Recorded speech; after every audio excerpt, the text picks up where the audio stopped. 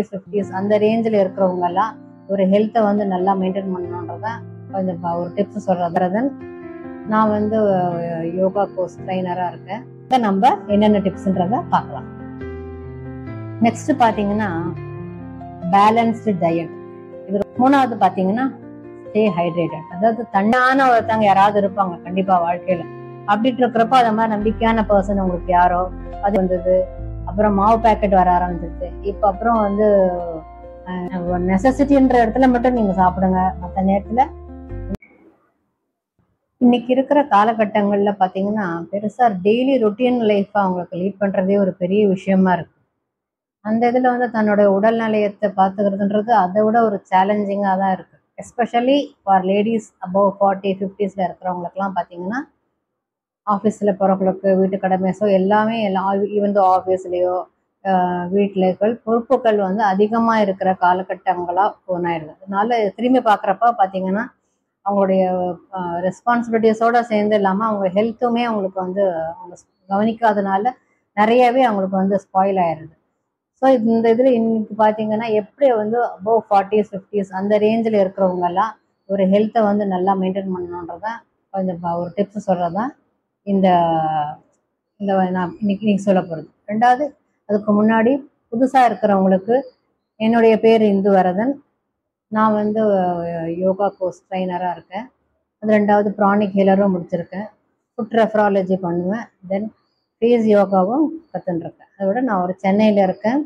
தென் நான் ஒரு இதில் ஒர்க் பண்ணிட்டும் இருக்கேன். என்னுடைய ஏஜ் வந்து நியரிங் +50 50+ இருக்கும்.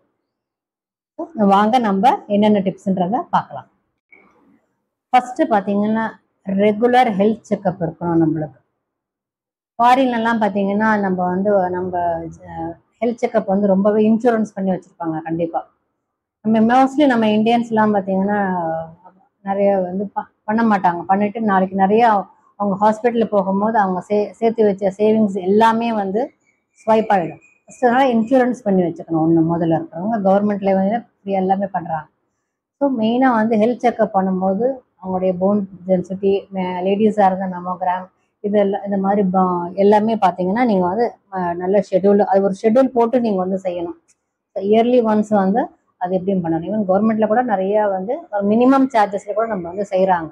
ஸோ அதே மாதிரியோ இல்லை கேம்ப் போகும்போது இந்த மாதிரி எல்லாம் வந்து நம்ம மெயினாக வந்து ஹெல்த் செக்கப்புக்கு ரொட்டீன் இதில் வந்து சிஸ்டம் வந்து நம்ம பண்ணிட்டோம்னா நம்மளுக்கு ஏதாவது ஒரு இஷ்யூஸ் இருக்கும்போது அது வந்து நம்மளுக்கு அவாய்ட் பண்ணுறதுக்கு நம்மளுக்கு ஒரு நல்ல ஒரு இதாக இருக்கும். அது மஸ்டாக கூட நம்ம எடுத்துக்கிறோம். நம்ம அது ஒன்று எடுத்துக்கிறோம். நெக்ஸ்ட் பார்த்தீங்கன்னா பேலன்ஸ்டு டயட். இது ரொம்பவே முக்கியம் நம்மளுக்கு எல்லாமே. நம்ம ஒன்று 2 விதமாக இருக்குது நம்மளோட இந்தியன்ஸில். ஒன்று லேக் ஆஃப் நியூட்ரிஷன்ஸு, இல்லைன்னா ஒபிசிட்டி. இதுதான் இன்னைக்கு இருக்கிற ஜெனரேஷனில் ரொம்பவே ஜாஸ்தியாக இருக்குது. நம்ம பேலன்ஸ்டு டயட்டில் நம்மளுக்கு ஃப்ரூட்ஸ் இருக்கா, வெஜிடபிள்ஸ் இருக்கா, அப்புறம் ப்ரோட்டீன்ஸ் இருக்கா, ரெண்டாவது வந்து தானியங்கள் இதெல்லாம் இருக்கான்றதை நம்ம பார்க்கணும். எல்லாமே இருக்கிறதுனால இப்போ சில பேர் கேட்கலாம், எல்லாமே நீங்கள் ஃப்ரூட்ஸ் அதெல்லாம் சொல்கிறோம், எங்களால் வந்து இந்த வந்து அதுக்குன்னு தனியாக உழைக்க முடியாது. ஸோ ஏர்னிங்ஸ் இருக்குந்தா தான் நம்ம எல்லாம் செய்ய முடியும் அப்படின்ற ஒரு காலகட்டங்கள் சிலர் வந்து இது பண்ணுவாங்க. அது கமெண்ட்ஸ் கொடுப்பாங்க. ஸோ அதெல்லாம் நீங்கள் பார்க்கக்கூடாது. நீங்கள் வந்துட்டு உங்கள் ஹெல்த்தை வந்து எப்பயுமே காம்ப்ரமைஸே பண்ணவே கூடாது. நீங்கள் ஸோ நல்ல ஒரு நியூட்ரிஷியன்ஸாக நீங்கள் சார்ட்டு போட்டு வச்சுக்கோங்க. எல்லாமே கீரைகள் எல்லாமே மலிவாக தான் கிடைக்கும். நீங்கள் டாக்டருக்கு செலவு பண்ணுற காசுக்கு நீங்கள் சாப்பிட்டுட்டு போயிடலாம். அதாவது வைத்தியனுக்கு கூடாது வாணிபனுக்கு கூடன்னு சொல்லுவாங்க. அது மாதிரி நீங்கள் கண்டிப்பாக ஒரு சார்ட்டை போட்டுட்டு மினிமம் வந்து ஒரு குழம்பு பொரியல் அப்படின்னு நம்மலாம் பண்ணுவோம். நம்ம சவுத் இந்தியன்ஸ்லாம் அப்போ நம்ம அது பேலன்ஸ்டு டயட்டாகவே எல்லா வெஜிடபிள்ஸும் செய்யணும். எந்த ஒரு வெஜிடபிள்ஸோ தானியம் எதையுமே நம்ம வேண்டான்னு சொல்லக்கூடாது. சில இப்போ இருக்கிற ஜெனரேஷன்ஸ் எல்லாம் எனக்கு இது வேண்டாம் அது வேண்டான்னா நீங்கள் கண்டிப்பாக உங்களுக்கு வந்து நியூட்ரிஷன்ஸ் உங்களுக்கு கிடைக்கவே கிடைக்காது. எல்லாத்துலேருந்து நம்மளுக்கு எல்லாமே இருக்கிறதுனால கண்டிப்பாக அது வந்து நீங்கள் எல்லாமே நீங்கள் வந்து ஒரு பேலன்ஸ் டயட்டாக எடுத்துக்கிட்டு நீங்கள் சார்ட்டு போட்டு, ரெண்டாவது எல்லாமே நீங்கள் சாப்பிடும் போது அருஞ்சுவையும் நம்ம உணவில் இருக்கணும். அப்படி இருக்கிறப்ப கண்டிப்பாக அதுக்கு நம்மளுக்கு நோய் எதிர்ப்பு சக்தியிலேருந்து நம்மளுக்கு நல்ல விடுபடும். மூணாவது பார்த்தீங்கன்னா ஸ்டே ஹைட்ரேட்டட். அதாவது தண்ணி குடிக்கணும். மெயினாக வந்து ஹியூமன் பீயிங்ஸ் வந்து ரொம்ப மேக்ஸிமம் நம்மளுடைய 80% 70% உடம்புல வந்து தண்ணியோட சத்து தான் நிறைய. நீர் சத்து ரொம்ப குறைஞ்சதுன்னா ஸ்கின்னுலேருந்து எல்லாமே நம்மளுக்கு வந்து ரொம்ப கஷ்டமாயிடும். ஃப்ளோ அது வந்து குறைஞ்சிரும். டைஜஷன் எல்லா ப்ராப்ளம் நிறைய வரும். ஸோ என்ன பண்ணணும்னா எப்படி நம்ம தண்ணி குடிக்கணுன்ற ஒரு சின்ன டிப்ஸ். அதாவது நம்மளுக்கு என்ன இப்போ நம்மளுடைய வெயிட் 20 கிலோ இருந்ததுன்னா அதுக்கு 1 லிட்டர்ன்ற கணக்கு சொல்லுவாங்க. இப்போ 60 கிலோ நம்ம இருக்கிறோம் அப்படின்னா ஒரு 3 லிட்டர் அப்படி நம்ம குடிக்கலாம். ஸோ சாப்பிட்றதுக்கு ஒரு 1 ஹவர் பிஃபோர் தண்ணி குடிக்கணும். சாப்பிட்ட பிறகும் ஒரு 1 ஹவர் பிஃபோர் குடிக்கணும். நடுவில் சாப்பிட்றவங்க தண்ணி குடிக்கக்கூடாதுன்றது ஒரு ஜென்ரல் பாலிசி இருக்கு. அது மாதிரி நம்ம கொஞ்சம் மெயின்டைன் பண்ணிட்டோம்னா கண்டிப்பாக இருக்கும். அதுவும் வந்து ஆல்கலைன் வாட்டர் இதெல்லாம் இப்போல்லாம் இருக்கு. அது மாதிரிலாம் நீங்கள் ப்ரிப்பேர் பண்ணி நீங்கள் குடிக்கும் போது பார்த்தீங்கன்னா ஒரு நல்லா இருக்கும். அந்த காலத்துலலாம் ஆற்றுல குடித்தாங்க. அது மாதிரி கலப்ப பியூரிட்டி வந்து அப்போ அதெல்லாம் கொஞ்சம் நல்லா இருந்தது. இப்போ நிறைய இம்ப்யூரிட்டி தான் அதிகமாக இருக்கு. ஆனால் நீங்கள் ஆல்கலைன் வாட்டர் மாதிரி பண்ணிட்டு இந்த ஒரு வாட்டரில் வந்து கொஞ்சம் புதினா அண்டு லெமன் இதெல்லாம் போட்டு வச்சுட்டிங்கன்னா அது கொஞ்சம் ஒரு சில ஹவர்ஸ்க்கு ஒரு 4-5 ஹவர்ஸ்க்கு அப்புறம் ஆல்கலைன் வாட்டர் மாதிரி ஆகிடும். அதை நீங்கள் குடிச்சிங்கன்னா உங்களுக்கு ரொம்ப நல்லதாக இருக்கும். நல்ல ஆரஞ்சோடைய அந்த ஃபர்ஸ்ட் அந்த ஒரு ஸ்லைஸை நம்ம கட் பண்ணி ஆரஞ்சு அப்படியே கட் பண்ணி அதில் போட்டோம்னா இதெல்லாம் உங்களுக்கு ஆல்கலைன் வாட்டர் ஆகும்போது நீங்கள் வாட்டருக்கு ரொம்ப அந்த தேவையான அளவு நம்மளுடைய உடம்புல வந்து நீர் சத்து கண்டிப்பாக இருக்கணும். அப்படி இருக்கிறப்ப நம்மளுக்கு அது ஒரு நல்ல ஒரு பிளட் சர்க்குலேஷனுக்கும் நம்மளுக்கு நல்லதாக இருக்கும். டைஜஷனுக்கும் நல்லதாக இருக்கும். 4th பாயிண்ட் வந்து எக்ஸசைஸ் ரெகுலர்லி. அதாவது நம்மளுடைய பாடி நல்லா எக்ஸசைஸ் பண்ணுறதுக்கு ஏதாவது ஒரு ஆக்டிவிட்டி நம்ம வச்சுக்கணும். ஒன்று வாக்கிங், இல்லை வந்து ஸ்விம்மிங், இல்லை யோகா, இந்த மாதிரி ஏதாவது ஒரு இல்லை ஜிம்முக்கு போகிறது. ஸோ அவங்களுக்கு ஜிம்முன்றது சில பேருக்கு டைமிங்ஸ் ஒதுக்கி அஃபோர்டபுளாக இருக்கும், இல்லை அது மாதிரி இருக்கும். ஸோ ஏதாவது ஒரு ஆக்டிவிட்டீஸ் வந்து நம்ம வந்து அப்படி ஏதாவது ஒன்று வந்து பிக் பண்ணிட்டு அட்லீஸ்ட் வாரத்துக்கு 7 நாள் செய்யணுன்றது பரவாயில்ல. பட் அட்லீஸ்ட் வாரத்துக்கு 4 நாளாவது செய்யுங்க.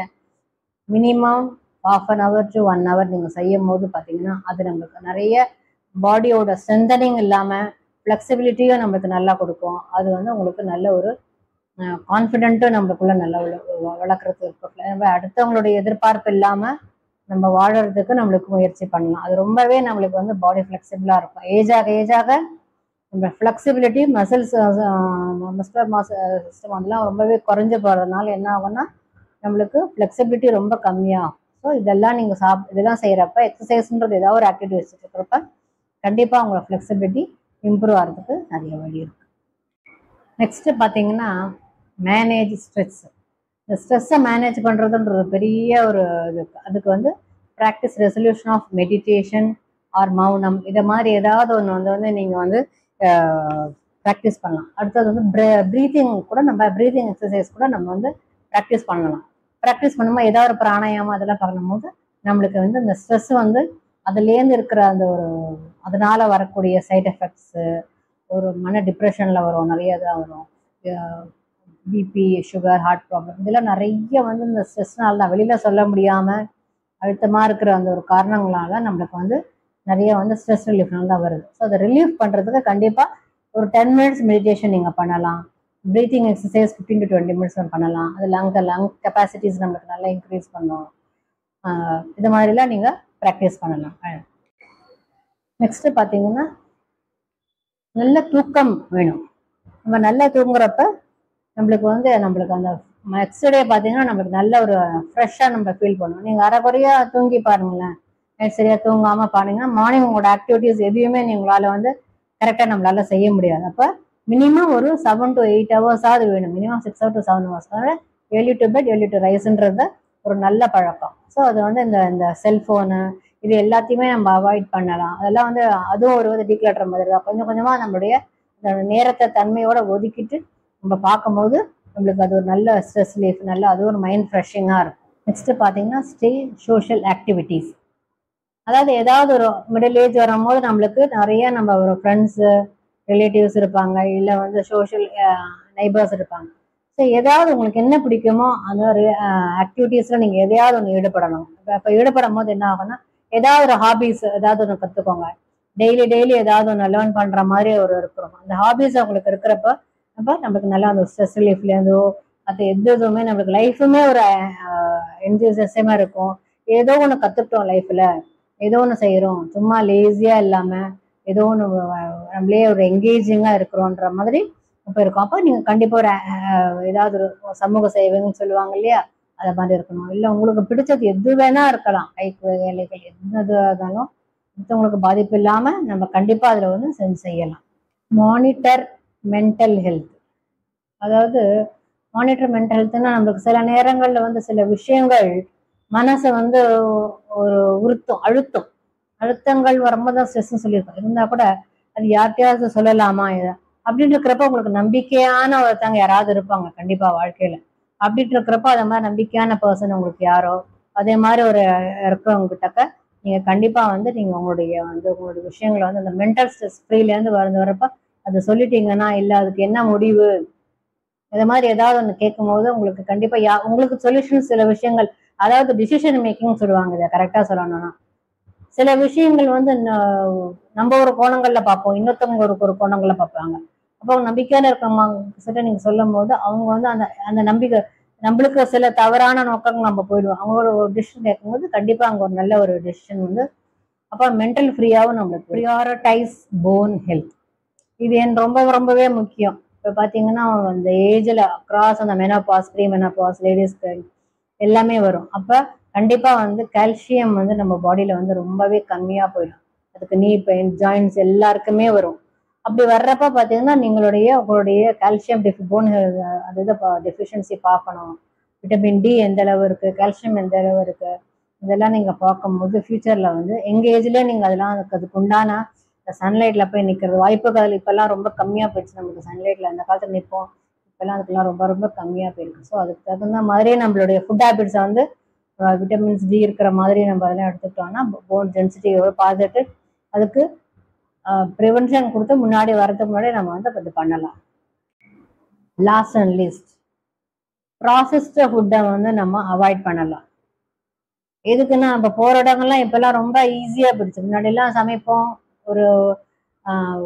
ஒரு காலங்களில் வந்து கிரைண்டர் கையில் மாவு அரைச்சிட்டு இருந்தோம். அப்புறம் வந்து கிரைண்டர் வந்தது, அப்புறம் மாவு பேக்கெட் வர ஆரம்பிச்சிருச்சு. அப்புறம் வந்து இப்போ ஆர்டர் பண்ணால் வீட்டிலே வந்துடுது. இன்னும் கொஞ்ச நாள் ஊட்டி கூட விடுவாங்களோ என்னமோ தெரியாது. ஸோ காலங்கள் வந்து பார்த்தீங்கன்னா எல்லாமே ரொம்ப ஈஸியாக போயிடுச்சு நம்மளுக்கு. அப்போ ஃபுட்டுமே வந்து என்னைக்கோ பண்ண ப்ரிசர்வேட்டிவ் ஃபுட்டு எல்லாமே பேக்கடில் வருது. ஸோ அது வந்து பார்க்குறதுக்கு வேணா அந்த டைம் சேவ் ஆகுது, ஈஸியாக இருக்குது அப்படின்னு நினைக்கிறவன். But it is not. என்னைக்கா ஒரு நாள் கன்சியூம் பண்ணிக்கலாம், தப்பு கிடையாதுன்னு. எமர்ஜென்சின்றது எல்லா லைவ்லையுமே வரும். பட் நீங்கள் அது பீரியாடிக்கலாக இல்லாமல் அது மாதிரி ஃபுட்டெல்லாம் நீங்கள் வந்து அவாய்ட் பண்ணிட்டீங்க, ப்ரிசர்வேட்டிவ் ஃபுட்டை நீங்கள் அவாய்ட் பண்ணிட்டீங்கனாலே கண்டிப்பாக உங்களுடைய ஹெல்த்தை வந்து நீங்கள் இது பண்ணலாம். இந்த பிளாஸ்டிக், இந்த கவரில் வர்ற அந்த பிஸ்கெட்ஸ் இதெல்லாம் நம்ம கொஞ்சம் சாப்பிடக்கூடாதுன்னு சொல்லலை. மேக்சிமம் நெசசிட்டின்ற இடத்துல மட்டும் நீங்கள் சாப்பிடுங்க. மற்ற நேரத்தில் கொஞ்சம் நீங்கள் அவாய்ட் பண்ணுறது, எல்லாமே பேக்கடு ஃபுட் அவாய்ட் பண்ணுறது உங்கள் ஹெல்த்துக்கு நல்லது. இதெல்லாம் உங்களுக்கு பிடிச்சிருந்ததுன்னா கண்டிப்பாக என்னுடைய டிப்ஸ் எல்லாம் கொஞ்சம் ஃபாலோ பண்ணிட்டீங்கன்னா பண்ணிருந்தீங்க. உங்களுக்கு பிடிச்சிருந்ததுன்னா என்னுடைய சேனலை வந்து சப்ஸ்கிரைப் பண்ணுங்கள், லைக் பண்ணுங்கள், ஷேர் பண்ணுங்கள். தேங்க்யூ.